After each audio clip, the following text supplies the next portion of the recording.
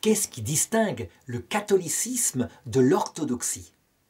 Eh bien, d'abord, il faut savoir que ce qui unit ces deux églises est gigantesque, c'est immense, c'est la foi apostolique. C'est-à-dire que ces deux églises sont fondées non seulement sur l'écriture, mais sur la tradition des apôtres, gardée fidèlement dans tous ses aspects, jusqu'à une rupture qui est arrivée au XIe siècle. Alors que tous les dogmes essentiels sur la Trinité, sur le Christ, sur le rôle des saints, sur même le culte et l'utilité des images qui permettent de remonter vers Dieu de manière sensible, sur les sacrements, tout était en commun. Donc, qu'est-ce qui sépare les catholiques des orthodoxes? Eh bien, principalement une chose, le rôle de Pierre, le successeur de Pierre, le pape. Est-ce que ce rôle est un rôle honorifique? Ça veut dire qu'il est l'un des 5 patriarches, celui de Rome, donc qu'aurait une primauté d'honneur, on le citerait en premier. Ou est-ce qu'il est revêtu d'un charisme particulier en ce qui concerne la protection de la foi, l'unité de l'Église?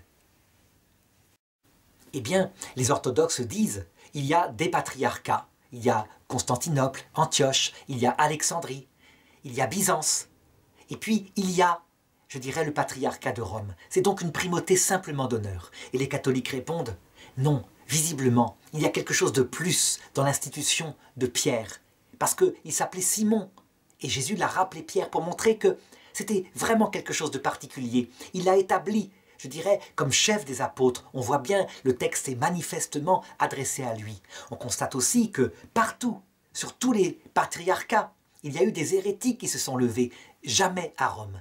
Rome est toujours restée fidèle.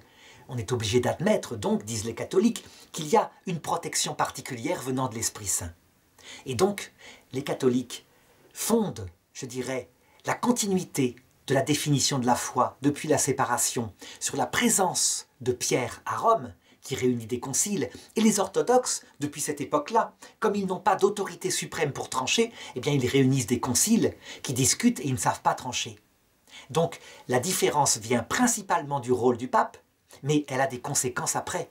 C'est que par exemple, toutes les définitions pontificales qui, par exemple, affirment au Moyen-Âge, au XVe siècle, que les morts sont dès maintenant dans la vision béatifique. Eh bien, du côté orthodoxe, on est d'accord, mais c'est qu'une opinion, on ne sait pas trancher. Peut-être qu'ils sont en fait en train d'attendre dans des limbes. Les catholiques, eux, sont donc allés beaucoup plus loin dans la définition de la foi.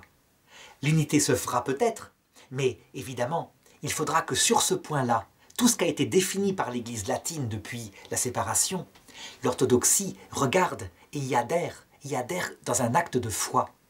Ça ne pourra venir que si elle reconnaît ce charisme particulier qui a été donné au patriarche de Rome parce qu'il était successeur de Pierre. Ça se fera peut-être, mais il faudra beaucoup d'humilité des deux côtés. Et je dirais, à ce moment-là, il y aura peut-être un acte de foi qui se fera de nouveau, une unité profonde.